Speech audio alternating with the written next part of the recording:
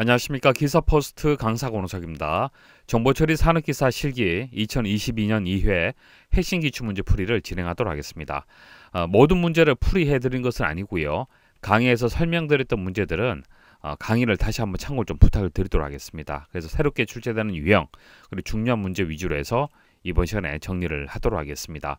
자, 먼저 합격률을 분석을 해보면은 2022년부터 출제 기준이 바뀌었죠. 1회 시험은 44%, 이번 시험은 26%의 합격률이 나왔습니다. 합격률이 좀 떨어졌죠. 기사도 마찬가지입니다. 기사도 2회 때 16%의 합격률이 나왔어요. 자, 100명이 응시를 해서 16명만 합격하는 수준으로 출제가 되고 있습니다.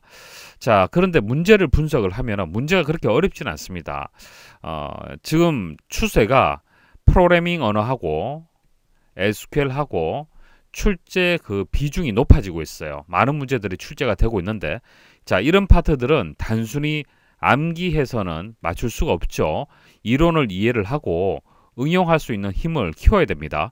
계속적으로 문제 풀이하면서 새로운 유형의 문제가 나온다 하더라도 풀이할 수 있는 힘을 키워야 되는데, 출판사 교재로 해서 암기를 한다든지 그런 식으로 학습을 하게 되면은 불합격할 수밖에 없는 그런 시험의 형태로 출제가 되고 있습니다. 그래서 강의를 통해서 이해를 하고 시험 대비해서 한 번에 합격하시길 다시 한번 당부 말씀드리겠습니다. 그리고 이제 가답안하고 채점 서비스를 진행을 합니다. 가답안은 시험날 정답을 저희가 올려드리고요. 그리고 여러분들이 이제 입력한 답이 맞는지, 그리고 합격 점수는 나오는지 채점 서비스까지 저희가 지원해 드리도록 하겠습니다. 네이버 기사퍼스트 카페에 가시면은 실기 채점 게시판이 있습니다. 시험 당일날 여러분들이 입력한 답을 올려주십시오. 올려주시면은 부분 점수까지 제가 꼼꼼하게 체크를 해서 점수가 몇 점이고 그리고 합격을 했다, 그런 여부를 판단을 해드리도록 하겠습니다. 공단에서는 문제와 답을 공개하지 않습니다. 그렇기 때문에 시험 당일날 합격 유무를 판단하기가 여러분도 스스로 계산하기가 힘드실 거예요. 저희가 대신해서 그런 서비스를 제공해 드리도록 하겠습니다. 그래서 기사퍼스트에서 시험 당일 가답 반응하고 그리고 채점 서비스를 진행을 하도록 하겠습니다.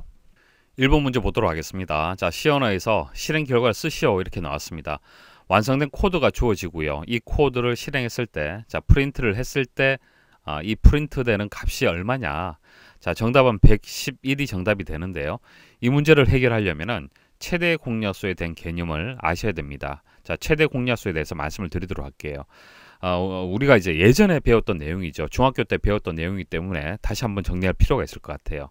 자, 최대 공약수. 자, 약수가 있고 약수 중에서 공통된 약수가 있고 그 중에서 최대다, 이런 의미를 가지고 있습니다. 그래서 먼저 약수에 대해서 말씀을 드리도록 할게요.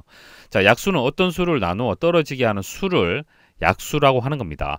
27의 약수는 어떻게 될까요? 자, 27은 27 곱하기 1이 되는 것이죠. 그래서 27, 1 이런 것들이 약수가 되고, 그리고 9 곱하기 3을 하게 되면 또 27이 되죠. 자, 9하고 3도 약수가 되는 겁니다. 그래서 27의 약수는 1, 3, 9, 27이 되는 것이고요. 12는 12 곱하기 1, 6 곱하기 2, 4 곱하기 3으로 우리가 분해를 할 수가 있죠. 그래서 약수는 1, 2, 3, 4, 6, 12가 되는 거예요. 자, 이것을 벤 다이어그램으로 그려서 표현을 해드리면은 이렇습니다. 자, 이게 각각 이제 약수가 되는 것이죠. 약수 중에서 공통되는 약수, 공약수가 있죠. 공약수는 뭐죠? 1, 3. 자, 이게 공약수가 되는 거예요. 자, 공약수 중에서 최대 공약수는 어떻게 되겠습니까? 자, 3이 최대 공약수가 되는 것이죠. 자, 이해하시겠죠? 약수. 자, 약수 중에서 공통된 약수를 공약수라고 부르고, 공약수 중에서 가장 큰 값을 최대 공약수로 하는 겁니다. 그래서 이 문제는 최대 공약수를 구하는 그런 유형의 문제가 되겠습니다. 자, 최대 공약수를 구할 때 요령을 하나 말씀을 드리면은, 일단 공약수를 구해야만 최대 공약수를 구할 수가 있죠. 자, 공약수를 구하는데, 자, 공약수는 수의 범위가 비교하는 숫자 중에서 작은 숫자의 그 크기만큼만 비교를 해주면 됩니다. 무슨 뜻이냐면은, 공약수라는 것은 아무리 커도 12보다 클 수는 없어요. 13, 14 이런 숫자 될 수 있습니까? 될 수 없죠. 왜? 작은 숫자의 약수는 12를 넘어설 수는 없습니다. 아무리 커도 12잖아요. 약수가. 만일 비교하는 숫자가 24다. 그럼 약수가 12가 되겠죠. 그때는 최대 공약수가 12가 될 거예요. 아무리 커도 12를 넘어설 수는 없다는 얘기입니다. 작은 숫자만큼의 어떤 범위를 가진다. 최대 공약수는. 자, 정리를 해봅시다. 최대 공약수를 어떻게 구하면 될까요? 첫 번째는 공약수를 구해야 돼요. 그죠? 근데 공약수를 구하게 되면은 최대 공약수를 바로 찾을 수가 있습니다. 어떻게 찾냐면은 가장 큰 값에서 출발을 하는 거예요. 12에서 출발을 하는 겁니다. 12가 27하고 12의 약수인지를 판별해 보는 겁니다. 자, 판별을 해서 공약수라고 판별을 한다라면 12가 최대 공약수가 되는 거예요. 또 1을 줄여서 11을 또 비교 판단해 보는 겁니다. 10 해서 쭉 계속 1씩 줄여 나가면서 자, 3이 될 때, 3이 될 때는 12의 약수도 되고 27의 약수도 되죠. 공약수가 되는 거잖아요. 공약수가 되는데 큰 값에서 1씩 줄여나가면서 비교 판단을 했기 때문에 이것은 자연스럽게 최대 공약수가 된다는 얘기입니다. 코드 한번 보도록 하죠. A라는 변수, B라는 변수 조금 전 말씀드렸다시피 27하고 12 최대 공약수를 구할 대상이 되는 거고요. 자, L이라는 변수, G라는 변수. 자, 포문이 나왔습니다. 포문이 나왔고 I는 B다. 12다. 자, I에다가 12를 대입하는 이유 아시겠죠? 조금 전 말씀드렸다시피 비교하는 값 중에서 작은 값을 일단 스타트하는 숫자로 보는 겁니다. 그리고 I는 0보다 크다. 이 조건을 만족할 때까지 일씩 감소시켜라. 자, 12, 11, 10, 9, 8 이런 식으로 해서 줄여나가면서 비교 판단해라. 자, 그럼 공약수를 구할 때는 어떻게 구하면 될까요? 자, A 값하고 B 값이 있으면은 A 값을 I로 나누어서 나머지가 0이다. 자, 나누어서 나머지가 0이라는 얘기는 무슨 얘기예요? 약수란 얘기죠. A의 약수, 자, B의 약수 구해졌잖아요. 그죠? 구해졌는데 이게 동시에 만족을 한다. 그러면 공통의 약수, 공약수가 되는 거예요. 그래서 이 조건을 만족하게 되면은 그때 그 공약수는 최대 공약수가 되는 겁니다. 자, 그 최대 공약수, I가 이제 최대 공약수가 되는 거고요. 그것을 G에다가 대입을 하는 겁니다. 자, G에다 대입을 하고 A 곱하기 B 곱하기 이제 G로 나누어서 계산을 하는데, 자, 계산하게 되면은 G는 마지막에 3이 될 거고요. I가 3이 되기 때문에 G는 3이 될 거고요. 계산을 하게 되면 이렇게 계산이 되겠죠. 108이 될 거고요. 그럼 이게 108이 되고, 자, L하고 자, G하고 더하게 되면은 G는 3이 되고, 그죠?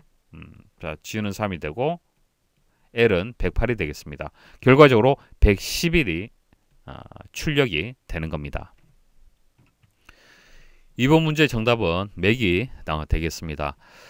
여기서 키워드가 되는 것이 네트워크 인터페이스에 할당된, 자, 네트워크 인터페이스라는 것은 보통 랜카드를 의미를 합니다. 우리가 컴퓨터가 되든 뭐 노트북이 되든 스마트폰이 되든 그 기기 내에 인터넷을 하기 위해서 랜카드가 다 설치가 되어 있어요. 그래서 보통 우리가 IP 주소를 할당을 받는다 그렇게 얘기를 하는데, IP 주소는 논리적인 주소가 되는 거고요. 자, 이 랜카드가 공장에서 생산이 될 때 고유의 식별자가 부여가 됩니다. 그것을 우리는 맥 어드레스다 그렇게 부르게 되는 거예요. 그래서 각각의 기기를 구분하기 위해서 사용되는 주소, 그것을 맥이라고 부르게 되는 겁니다. 그래서 맥 주소는 기기 고유의 번호이기 때문에 IP 주소와 달리 기기를 교체하거나 네트워크 부품을 교체하지 않는 이상 변하지 않는다. 자, 물리적인 주소 개념이 되기 때문에 바뀌지 않는다는 얘기입니다. IP는 논리적인 개념이 되기 때문에 바뀔 수가 있는 것이고요. 환경에 따라 바뀔 수밖에 없죠. 자, 그래서 이런 용어를 묻는 문제가 나오면은 각각의 용어를 뭐 100% 다 이해하면 가장 좋겠지만은 그렇게 하기는 힘들 겁니다. 그래서 밑줄로 표현해 드린 이런 키워드 위주로 해서 암기를 하시면 될 것 같습니다. 자, 3번 SQL 문제인데 업데이트 문이 되겠습니다. 뭐 여러 번 강의에서 말씀을 드렸기 때문에 생략하도록 하고요. 자, 4번은 스키마. 이렇게 가지수가 있을 때 어떻게 채점이 되는지 말씀을 드리도록 할게요. 가지수가 뭐 2개인 경우도 있고 3개인 경우, 뭐 4개인 경우, 뭐 5개인 경우도 있습니다. 그때마다 채점하는 방식이 좀 다른데 여러분들이 뭐 크게 고민하실 필요는 없습니다. 스스로 채점하실 필요 없죠. 시험날 기사퍼스트 사이트 참고해서 여러분들 기억하고 있는 답만 올려주시면 저희가 부분 점수까지 꼼꼼하게 체크해서 채점을 해드릴 겁니다. 자, 이와 같이 3개인 경우, 가지수가 3개인 경우에 부분 점수가 있는데 보기가 있고 없고 차이가 있어요.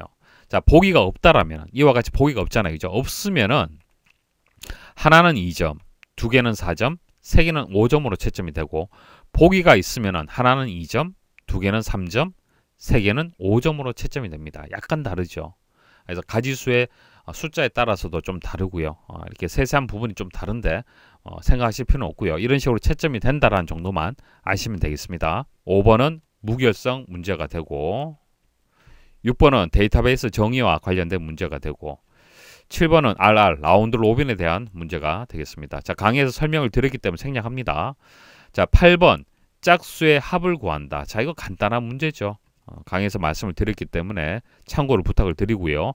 9번 자, 9번도 용어를 묻는 문제인데 뭐 간단한 문제가 되고 이것도 테스트에 대한 문제인데 뭐 강의에서 설명을 드렸기 때문에 넘어가도록 하겠습니다.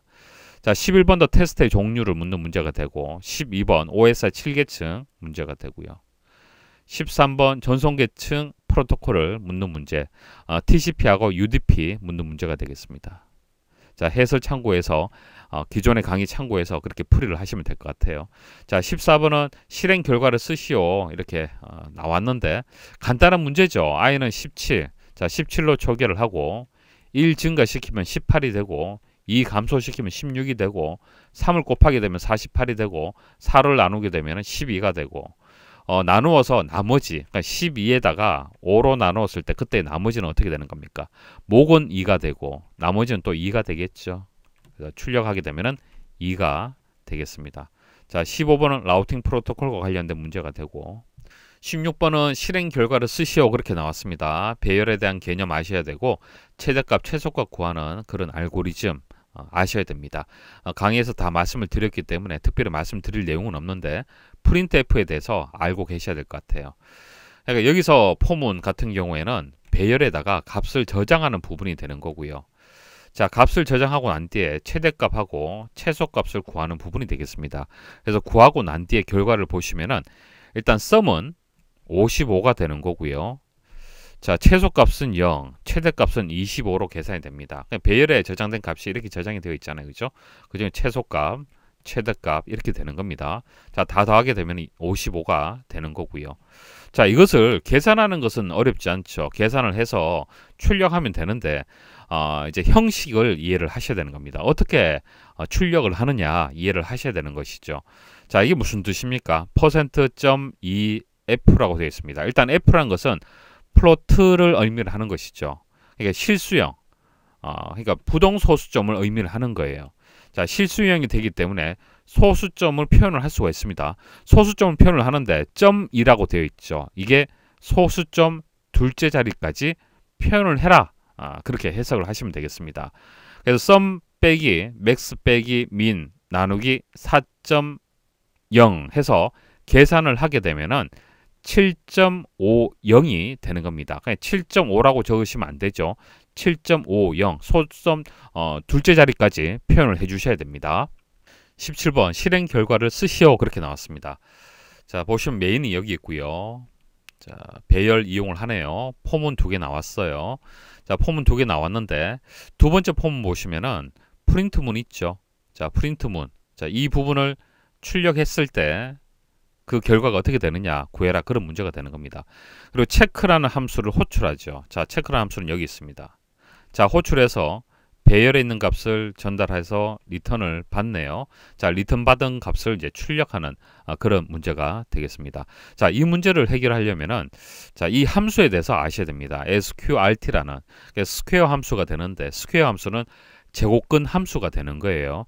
자, 이 함수를 언제든지 호출해서 쓸 수 있는 것은 아니고요. 우리가 include에서 math.h라는 헤더 파일을 호출을 해야만 자, 이 코드를 실행하기 전에 include해서 이 코드를 입력을 해야만 이 함수를 호출해서 사용할 수가 있습니다. 자, 이 함수는 제곱근을 구하는 함수가 되는 겁니다. sqrt 함수가 되는 거고 스퀘어 루트라고 보통 우리가 제곱근을 부르게 되죠.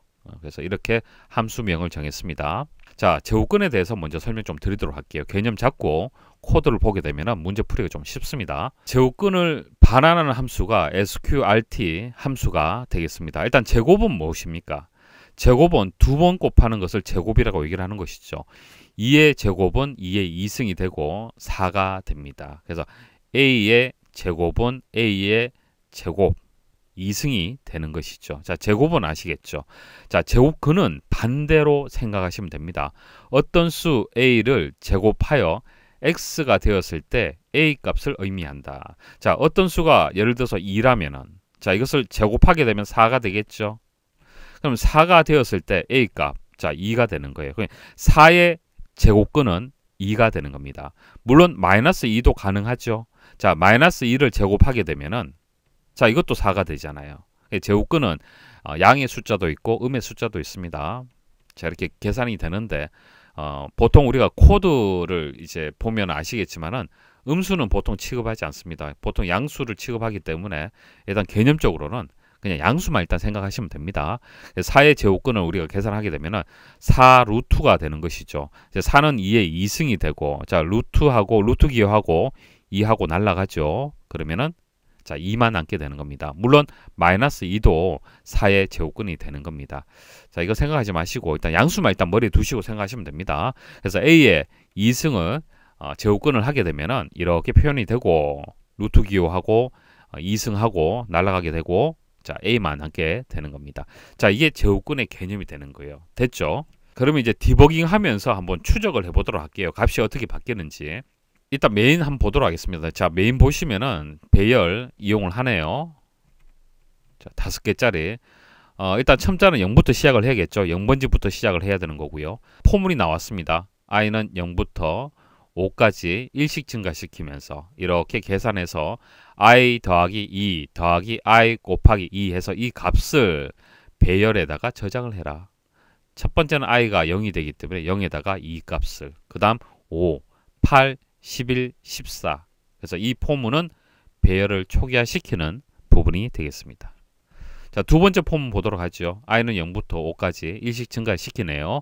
자, 프린트 문이 나왔습니다. 프린트 문이 나왔는데 바로 프린트 할 수 없죠. 체크 함수를 호출을 하고 있습니다. 호출을 하는데 i가 0일 때, 자, i가 0일 때, 첨자 0일 때는 이 값이 되겠죠. 자, 2를 이렇게 a로 전달을 해줍니다. 자, 전달을 해주면은 자, 이 처리문에서 스퀘어 a를 먼저 계산하고 그 다음 int형으로 바꿔줘야겠죠. int형은 1.2면 자, 이런 실수형을 소수점 아래를 절삭시키는 그런 역할을 하는 겁니다. 정수화시키는 역할을 하는 것이죠. 자, 스퀘어 a. 자, 먼저 이것을 처리를 해줘야겠죠. 그러니까 a가 지금 2잖아요. 그러면 루트 2가 되는 겁니다. 루트 2는 실수로 표현하게 되면 얼마가 되는 겁니까? 대충 1.41 이렇게 됩니다. 1. 얼마가 되는 거예요. 자, 이거 계산하는 방법이 이렇습니다. 자, 보세요. 루트 1은 얼마예요? 1이잖아요. 그죠? 루트 4는 2가 되겠죠. 루트 2와 루트 3은 루트 1과 루트 4 사이에 있습니다. 그렇기 때문에 1. 얼마가 되는 거예요. 그 다음 루트 9는 3의 2승이 되고 3이 되죠. 그럼 루트 5, 루트 6, 루트 7, 루트 8은 정확하게 얼마인지는 잘 모르겠지만은 2. 얼마일 것이다 라는 것을 우리가 알 수가 있어요. 이 사이의 숫자가 되기 때문에. 루트 16, 4가 되겠죠. 그럼 그 사이에 있는 이 값들은 3. 얼마가 되겠네. 만약 인트화 시키게 되면 이것은 1이 되고 이것은 2가 되고 이것은 3이 될 겁니다. 자, 이 부분을 한번 디버깅을 해보도록 할게요. 이게 루트 2가 되기 때문에 1.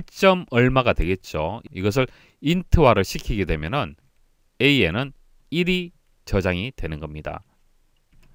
그래서 결과적으로 n은 얼마가 되는 겁니까? n은 1이 되는 거예요. a가 2일 때 체크 2를 설명을 드리고 있어요. a가 2일 때, 자, 이 값을 받았을 때, 자, 2일 때, 그때 n은 1이 되고, 그리고 i 값은 2가 되고, 자, 조건 판단해야겠죠. while문에서 조건 판단을 하는데, 자, 조건 판단해서 false가 되죠. 왜 그러냐면은 i는 2가 되고, n은 1이잖아요. 그렇기 때문에 작거나 같다라는 조건을 만족하지 않습니다. 그러니까 while문을 벗어나죠. 그러면 return 1이 되는 거예요. 그러니까 1값을 함수를 호출한 부분에다가 다시 전달해 줍니다. 그럼 프린트를 하게 되면 첫 번째 프린트되는 값이 1이 되는 거예요. 이해하시겠습니까? 결국 출력되는 값은 0 아니면 1이 될 겁니다. while문의 조건을 만족하면서 그리고 if문의 조건을 만족하게 되면 return 0가 전달이 되는 거고요. 여기서 빠져나오게 되면 return 1이 전달이 되는 겁니다. 그래서 2, 5, 8, 11, 14를 체크 함수에 전달을 해서 실행을 하게 되면 이 결과가 나오게 됩니다. 18번은 조금 전 말씀드렸던 최대 공약수를 구하는 문제가 되겠습니다. 자바 언어로 해서 출제가 되었고요. 자, 코드 보시면 익숙한 코드가 나왔죠? 약수냐, 약수냐. 자, AND로 이렇게 연결이 되어 있습니다. 한번 보시면 될 것 같아요. 자, 19번은 SQL 문제가 되는데 관계 대수식에 대한 문제가 되겠습니다. 이것은 이제 필기 때 한번 말씀을 드렸는데 일단 필기 강의를 가지고 와서 한번 정리해드리고 문제풀이 하도록 하겠습니다. 관계 데이터 연산에서 관계 대수와 관계 해석의 특징을 한번 정리를 해볼게요. 시험에는 관계 대수에 대한 설명이 아닌 것은 해서 3개는 관계 대수에 대한 설명을 주고 하나는 관계 해석에 대한 설명을 주면서 구분을 할 수 있도록 이렇게 출제가 됩니다. 그래서 관계 대수와 관계 해석의 특징을 일단 기본적으로 구분을 하실 수 있어야 됩니다. 먼저 관계 대수에 대해서 말씀을 드리면 관계 대수는 절차적 언어가 되는 겁니다. 그러니까 절차, 과정이 중요한 그런 연산이 되는 거고요. 그래서 원하는 정보를 어떻게, 과정이 되겠죠. 어떻게 유도하는가를 연산자와 연산 규칙을 이용해서 기술한 연산이 되겠습니다. 관계 해석은 반대예요. 관계 해석은 비절차적 언어가 되는 겁니다. 결과 중심이에요. 내가 원하는 것이 있으면 그 원하는 결과만 얘기를 해주면 되는 거예요. 원하는 정보가 무엇이다 라는 것만 정의를 해주면 되는 겁니다. 그래서 우리가 일반적으로 생각하는 질이어 생각하시면 되는 겁니다. 자, 어떤 과정, 절차가 있는 것이 아니라 내가 원하는 것만 툭 던져서 질의를 하는 겁니다. 그게 관계 해석의 개념이 되는 거예요. 관계 대수는 순수 관계 연산자와 일반 집합 연산자로 구분이 되고요. 관계 해석은 튜플 관계 해석과 도메인 관계 해석으로 나뉘게 됩니다. 강의에서는 관계 대수 중심으로 말씀을 드릴 거예요. 관계 해석은 특징 정도만 정리를 하시면 되겠습니다. 기본적으로 관계 해석과 관계 대수는 관계 데이터베이스를 처리하는 기능과 능력 면에서 동등하다. 그렇기 때문에 관계 해석으로 표현한 식은 관계 대수로도 이렇게 표현할 수도 있고 그렇습니다. 서로 변환이 가능하다는 얘기예요. 기능적으로 능력 면에서 동일하기 때문에 그렇습니다. 그냥 표현하는 방법만 다르다 뿐이지 기능적인 면, 능력적 면에서는 동등하다. 그렇게 기억을 하시면 됩니다. 관계 해석에 대해서 하나만 더 말씀을 드릴게요. 관계 데이터 모델의 제안자인 코드라는 사람이 수학에서 프레디킷 캐컬러스라는 이제 프레디킷 해석이라고도 나오고요. 수로 해석이라고도 나오는데 이 이론을 기반으로 해서 관계 데이터베이스를 이제 위해서 제안한 그런 이제 이론이 되는 겁니다. 그래서 요거 하나만 더 추가로 기억을 하십시오. 관계 대수의 종류 보도록 하겠습니다. 순수 관계 연산자가 있고 일반 집합 연산자가 있습니다. 셀렉션. 자, 셀렉션은 행이죠. 행. S자를 그려보시면은 자, 셀렉션. 수평, 행, 튜플을 검색을 하는 거예요. 자, 그래서 시그마 기호를 이용을 하고요. 자, 시그마를 이용을 해서 시그마 다음에 이제 조건이 들어갑니다. 이름이 김길현일 때 그때 수평, 자, 행을 이제 검색을 하는 거죠. 그리고 수강생 테이블에서 이 조건을 만족하는 수평, 프로젝션은 수직이 되겠습니다. P. 자, 그리고 기호는 파이를 이용을 하고요. 수강생 테이블에서 이름 속성만 검색을 하려면은 파이 해서 수강생 테이블에 있는 이름 이렇게 지정을 해주면 됩니다. 그리고 연산 결과에 중복이 발생하면은 중복이 제거가 기본적으로 됩니다.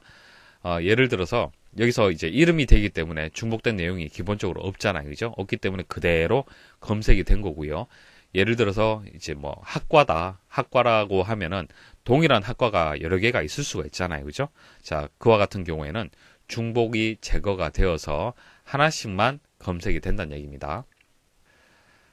자, 조인은 이키 조인이 있고 내추럴 조인이 있었어요. 크게 이제 분류를 한다라면 이렇게 두 가지로 이제 분류가 되었었고요. 자, 중요한 것은 공통되는 이제 속성, 자, 조인 속성이라고 얘기를 하는데, 자, 이 조인 속성을 이용을 해서 두 테이블에서 이제 검색한 결과를 만들어낼 수가 있어요. 하나의 테이블에서 검색하는 것이 아니라 두 개의 테이블에서 내가 원하는 것을 검색할 수 있는 방법이 조인의 개념이 되겠습니다. 디비전은 나눗셈 연산을 생각하시면 됩니다. R하고 S가 있을 때, 자, R에 있는 X라는 속성, S에 있는 Y라는 속성, 여기 보시면 X가 있고 Y가 있죠. 자, 이것을 나눗셈을 하라고 하게 되면은 Y, 자, Y에 있는 속성의 값들, 자, B1하고 B2 있죠. 자, B1하고 B2를 다 가지고 있는, 모두 가지고 있는 튜플을 반환을 해주면 돼요. 그러니까 B1하고 B2를 다 가지고 있는 속성이 A에 있는 A1 그리고 A5가 되겠네요. 그죠? 이 두 개가 이렇게 검색이 되는 겁니다. 자, 이것을 뭐 정의를 이제 말씀을 드리면은 X하고 Y의 관계가 X가 Y를 이제 포함을 하는 그런 관계가 되겠죠. Y는 X의 부분 집합이 되는 겁니다. 자, 이런 관계에 있는 두 개의 릴레이션 R과 S가 있을 때 R의 속성이 S의 속성 값을 모두 가진 튜플에서, 자, R의 속성이 S의 속성, 자, S의 속성 값을 모두 가진 튜플이라고 얘기를 했어요. 모두 가지고 있는 튜플은 A1하고 A5밖에 없습니다.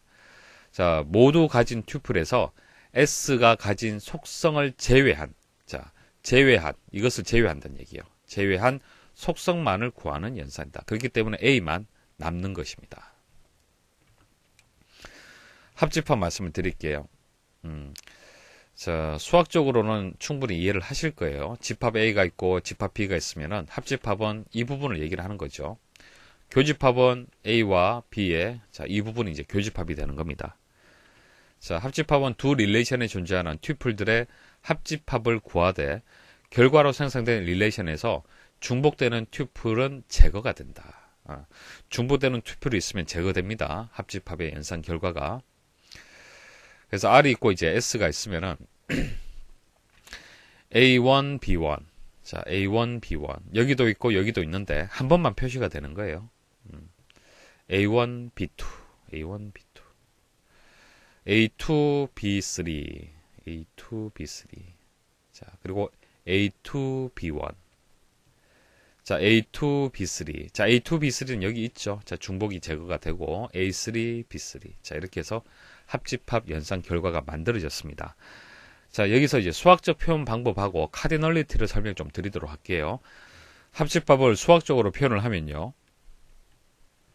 자, A라는 집합, 뭐 B라는 집합이 있잖아요. 여기서는 뭐 R, S라고 했는데, 자, 집합이 있으면은 원소들이 있을 거예요. 그죠? 각각의 원소들이 있을 겁니다. 자, 이 원소를 튜플이라고 보시면 돼요. 튜플. 그리고 테이블은 집합의 개념으로 보시면 되고 튜플은 원소라고 보시면 됩니다. 자, 그럼 조건이 어떻게 될까요? R의 원소, 그러니까 튜플이 되겠죠. 자, 튜플이 R에 이제 속하는 이제 튜플들이 있을 거고요. 그 다음 S에 속하는 튜플들이 있을 겁니다. 그럼 각각의 이제 원소들이, 자, 튜플들이, 자, 이 V 모양은 또는이라는 의미를 가지고 있어요. 또는, 자, 또는 or의 역할을 하는 겁니다. 그래서 여기에 속해도 되고 여기에 속해도 되는 거예요. 그래서 A1, B1. 그러면은 여기 A1, B1이 여기 있잖아요. 그죠? 여기도 있고 여기도 있는데 그러면 그 결과에 반영이 된다는 얘기고 A1, B2. 자, A1, B2는 여기는 없지만은 R에는 있잖아요. 그러면은 결과에 반영이 된다는 얘기입니다. 이게 or의 개념을 생각을 하시면 됩니다.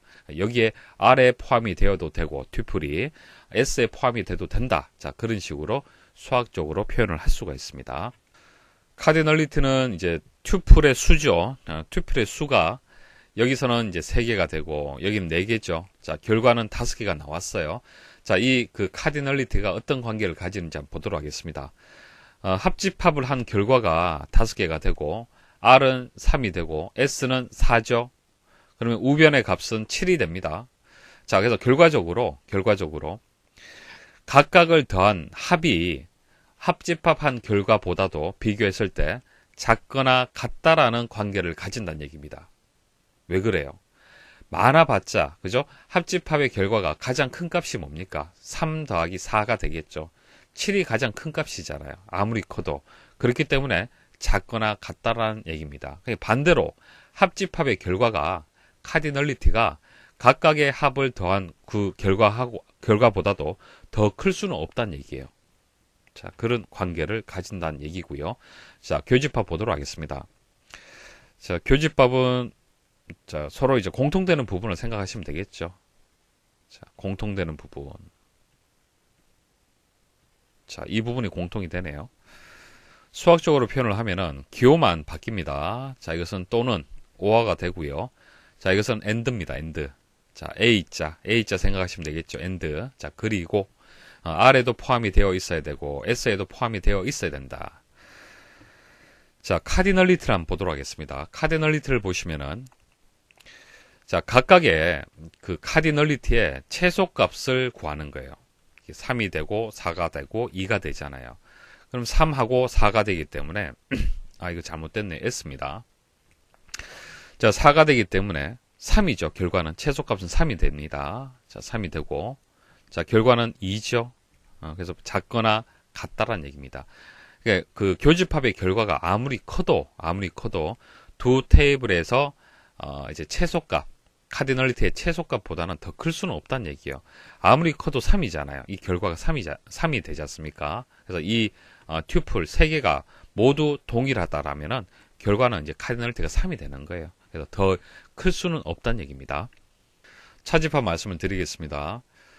자, 집합에서 A가 있고 B가 있으면은 A 빼기 B는 자, 이 영역을 뜻하는 겁니다. 자, A에서 공통되는 부분, A와 B의 공통되는 부분을 빼주면은 되죠. 자, R 빼기 S 보도록 하겠습니다. R 빼기 S. 자, S하고 R하고 공통되는 부분. 자, 이거네요. 빠지고요. A2, B3 빠지고요. 자, 남는 것은 이것만 남네요. 자, S 빼기 R을 해보셔도 뭐 이 결과가 또 나오게 될 겁니다. 자, 이게 차집합의 개념이 되고 수학적으로 표현하면 어떻게 되느냐 보도록 하겠습니다. 릴레이션 R에는 존재하고, 자, R에는 존재하고, 그 다음 S에는 없는 투표이죠. 자, 이 부분을 얘기를 하는 거잖아요. 이게 R이 되고, 이게 S가 되는데, R에는 존재를 해야 돼요. 그죠? R에는 존재해야겠지만은, S에는 없는 튜플이죠. 이 영역이 S에는 없잖아요. 자, 그렇게 해석을 하시면 되고, 그래서 and, 자, and로 해서 연결을 하는데, 자, R에는 있고, 그 다음 S에는 속하지 않는다. 이렇게 기호를 주면 됩니다. 자, 카디널리티를 보시면은 차집합의 카디널리티는 릴레이션 R의 카디널리티보다 크지 않다. 자, R 빼기 S. R이 현재 3이 되고 S는 4죠. 빼기 하게 되면 어떻게 됩니까? 마이너스 1이네요. 그죠? 이 결과가 마이너스 1이 되고 R은 얼마예요? 3이죠. 크거나 같다라는 부등호가 맞죠. 그래서 이 값이 빼셈을 했을 때 이 값이 R보다는 더 클 수는 없다는 얘기입니다. 카테시언 프로덕트 말씀을 드릴게요. 교차 곱이라고 부르고요. 자, 경우의 수를 다 따져보면 됩니다. 튜플들의 순서 쌍을 모두 구해주면 되는 겁니다. 그래서 R1, S1, R1, S2, R2, S1, R2, S2. 자, 두 개. 카디널리티가 2죠. 그러면 2 곱하기 2 해서 결과가 4가 나오는 겁니다. 그래서 카디널리티는 이제 곱한 그 결과가 결과 이제 카디널리티가 되는 거고요. 자, 수학적으로 표현하게 되면은 RS가 되는 거죠. 각각의 이제 튜플이라고 봤을 때, 자, R은 소문자 R은 R의 이제 속성이 되는 거고요. 소문자 S는 대문자 S, 그러니까 S 릴레이션의 이제 속성이 되는 겁니다. 그래서 RS의 결과가 만들어지는 거잖아요. 그렇죠? 그래서 RS가 되는 거예요. RS가 되고 각각의 이제 튜플들은 R에 속하고 S에 속해야 된다. 자, 이 조건을 동시에 만족을 해야 됩니다. 자, 그리고 제가 말씀드린 합집합이라든지 교집합이라든지 차집합이 있죠. 자, 보세요. 합집합 하고 그리고 교집합 보시면은 일단 기본적으로 뭐 차집합도 마찬가지인데 이항연산으로 이제 되죠. 두 개의 항이 있는 거예요. 두 개의 항으로 이제 연산이 되는 겁니다. 뭐 A, B, 뭐 R, S 이런 식으로 연산이 되는데 연산에 참가하는 두 개의 릴레이션은 이제 차수가 이제 동일해야 돼요. 차수. 자, 두 개면은 두 개, 세 개면은 세 개 이런 식으로 동일해야 됩니다. 자, 예시 보시면 아시겠지만 다 동일하죠. 차수가 일단 동일해야 되고요. 그리고 도메인이 동일해야 됩니다. 여기서 A라는 속성의 도메인하고 여기서 A라는 속성의 도메인하고 같아야 돼요. 같아야만 이제 합집합도 연산이 되고 교집합도 연산이 되고 차집합도 연산이 된다는 얘기입니다. 이게 기본 조건이에요. 19번 문제는 SQL 전체 작성하시오 이렇게 나왔는데 관계 대수식을 주고 SQL로 변환하는 그런 문제가 되고 반대로 SQL을 주고 관계 대수식으로 입력을 해라 이렇게 또 변환해라 그렇게 나올 수도 있습니다. 자유롭게 변환이 가능해야 됩니다. 그러려면은 SQL은 우리가 익숙하기 때문에 큰 문제가 없을 것 같은데 관계 대수식의 이런 기호들을 정확하게 이해를 해야 되는 겁니다. 자, 셀렉트는 시그마 기호를 이용을 하고 프로젝션은 파이 기호를 이용을 합니다. 자, 일단 프로젝션을 먼저 말씀을 드리면은 이제 튜플을 검색을 하느냐, 속성을 검색을 하느냐 혼란에 있을 수가 있는데 이거 먼저 정리를 하셔야 됩니다. 자, P를 생각하시면 됩니다. P, 파이, 그죠? 생각하시면 되는 겁니다. P 생각하시면 돼요. P를 입력을 할 때 위에서 아래로, 그죠? 위에서 아래로. 그러니까 속성을 검색을 할 때, 열이 있으면 열을 검색을 할 때 사용하는 기호다. 그렇게 생각하시면 됩니다. 자, 시그마는 S죠. S 이렇게. 행이죠. 행. 그래서 튜플을 검색을 할 때 select 시그마. 자, 그렇게 암기를 하시면은 오래 기억에 남을 겁니다. 자, 이렇게 해서 파이하고 시그마가 나왔는데 일단 괄호로 되어 있죠. 이 시그마 먼저 생각하시면 됩니다. 자, 시그마에서 DNO는 1005다. 자, DNO는 1005다. 머리에 그리실 수가 있을 거예요. 이런 것들이 다 속성명이 되는 거잖아요. 그죠? 속성명을 이렇게 입력을 하고 한번 머리에서 한번 그려보시면 됩니다. 자, 이게 1005일 때라는 조건이 되는 겁니다. 이 조건이 들어가는 것이죠. 자, 이 조건을 만족할 때 그때의 파이는 뭐예요? 속성을 검색을 하는 거잖아요. 그죠? 그래서 Fname, Lname, 셀러리를 검색을 해라. 그렇게 해석을 하시면 되는 겁니다. 튜플이 여러 개가 있는데 시그마에서 일단 튜플을 찾게 되는 것이죠. 105 값을 가지는 튜플 찾고 자, 그 다음 이 세 개의 값을 찾게 되는 겁니다. 그럼 결과적으로 이렇게 찾게 되겠네요. 그죠? 자, 이것을 SQL 문으로 입력하면 되는 겁니다. select 문 이용하면 되겠죠. select from where 해서 조건 주시고 테이블명 주시고 검색할 속성명 이렇게 입력을 하시면 되겠습니다. 20번은 배열과 포인트 문제가 되겠습니다. 자, 다양한 유형을 본강에서 충분히 말씀을 드렸어요. 강의 참고하시고 해설 참고해서 스스로 풀이를 부탁을 드리겠습니다. 자, 기출분석 학습 방법 정리하도록 하겠습니다. 보시면 아시겠지만 대부분 강의에서 출제가 되었어요. 다른 거 보실 필요 없습니다. 강의 중심적으로 학습을 하시면 되는 겁니다. 자, 교재하고 강의만 제대로 학습을 하십시오. 프로그래밍 코드 문제가 7문제 출제가 되었습니다. 앞으로 계속적으로 더 늘어날 수 있습니다. 그렇기 때문에 기본 문법을 일단 학습을 하고 응용할 수 있도록 충분한 학습이 필요합니다. 용어 문제는 지속적으로 출제가 됐죠. 계속 출제가 될 거고요. 단답형이라든지 보기가 또 영문으로 나오는 경우가 있는데 그렇게 어려운 영문은 나오지 않습니다. 보기가 있다라면 보기에 최대한 이제 분석을 해서 답을 찾을 수 있도록 그렇게 노력을 하셔야 되고요. 자, 퀴즐렛, 용어집 저희가 제공해드리는 이런 자료집도 참고를 부탁을 드리겠습니다. 자, SQL은 눈으로 풀이하는 것은 아닙니다. 꼭 손으로 이제 펜으로 적어서 직접 작성하는 연습을 하셔야 됩니다. 그래야만 실수가 없습니다. 자, 그리고 동그라미 1, 동그라미 2와 같은 가지수 문제가 또 출제가 되고 보기가 있는 그런 문제들이 출제가 됩니다. 최대한 노력을 좀 부탁을 드릴게요. 부분 점수가 있기 때문에 포기해서는 절대로 안 됩니다. 모르는 용어가 나온다 하더라도 자세히 한번 분석을 해보면은 답이 아닌 것들이 보일 거예요. 그죠? 그런 것들은 제외하면서 그렇게 답을 찾을 수 있도록 그렇게 노력을 부탁을 드리겠습니다. 실전 모의고사와 기출 그리고 예상 문제집 참고해서 최종 마무리하시면 되겠습니다. 자, 강의 들으신다고 수고 많이 하셨습니다.